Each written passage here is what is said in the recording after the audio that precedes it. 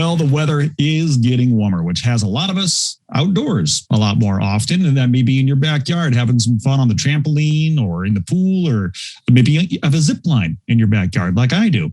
Well, Tom Sinas from Sinas James Law Firm joins us this morning to talk about a case that went all the way to the Michigan Supreme Court involving a zip line. Yeah, if injuries happen in your backyard doing fun stuff, what does the law say about that? Tom, good morning. How are you? I'm good, Todd. Good morning. All right. So how did a case involving a zip line on a backyard end up in the Michigan Supreme Court?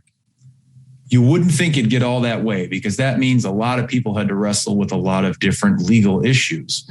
The case started relatively simple with a bit of fun in someone's backyard on a zip line that ended, unfortunately, with somebody being injured. The reason it got all the way to the Michigan Supreme Court is because of a little known statute called the Recreational Land Use Act. Recreational Land Use Act. And the concept of this statute is that it was passed some time ago with the idea of promoting recreational activity on private land. And what it does is it sets forth a couple of concepts that are different from what you would normally expect, that determine whether or not and how some landowner might be liable if someone is injured on their land while performing a particular recreational activity. Okay, Tom, I'm going to jump in real quick, because you're stressing private property here, because someone might hear this Recreational Land Use Act. Sounds like something that you would hear for a park or for some public use space. But this is specifically for individuals in their backyards. It is. The statute specifically contemplates a situation where someone else is on another person's land and they're not paying for it.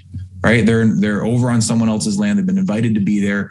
And on that land, they then engage in certain recreational activities. The statute lists a number of them specifically, like fishing, hunting, camping, hiking, sightseeing, motorcycling. But then it has another phrase that says, or any other outdoor recreational use. And if someone is injured on someone else's land doing one of those things and they haven't paid to be on the land, then the landowner is not responsible for an injury unless it can be shown that there was what we call gross negligence or willful and wanton misconduct. That's a very high standard. And so the issue in this case was whether or not ziplining fell into that general category of other outdoor recreational use. Because if it did, then the standard for liability was very high.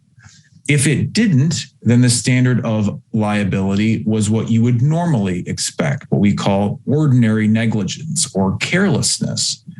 And ultimately, the court found in this case that ziplining was not one of those other outdoor recreational uses.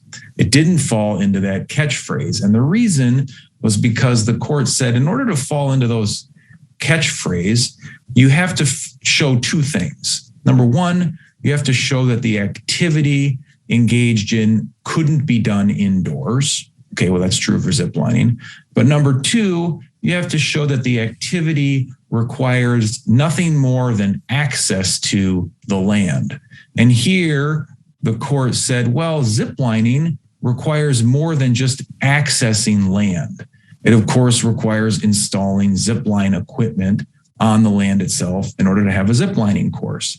And so for that reason, the court said ziplining isn't in that general category of the statute. And so therefore, the landowner can be liable if it can be shown that the landowner failed to exercise that ordinary negligence standard as opposed to that higher gross negligence standard. So that's how we meandered all the way to the Michigan Supreme Court over a simple ziplining injury.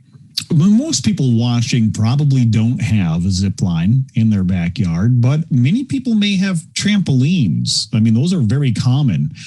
Pools are pretty common too. I mean, a lot of these activities where injuries could happen. Do you have any practical tips? Because that was pretty technical. That was a deep dive into that Michigan Supreme Court case. What about maybe some practical tips for homeowners that may not have a zip line but have other stuff?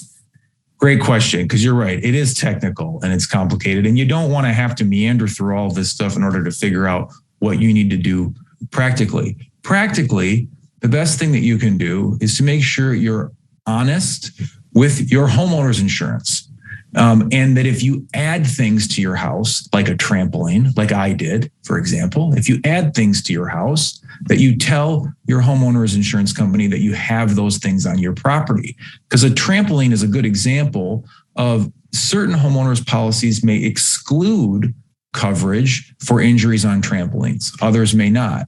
And each of these different type of things that we add to our house, maybe a zip line, for example, our insurance may exclude coverage for injuries on those things. So if you've added something to your backyard to have some fun, make sure you contact your agent, let them know, figure out whether it's covered by your policy. If it's not, you may need to purchase a little additional coverage to make sure that you're protected so that you don't have to worry about all this technical legal mumbo jumbo that we talked about a couple of minutes ago.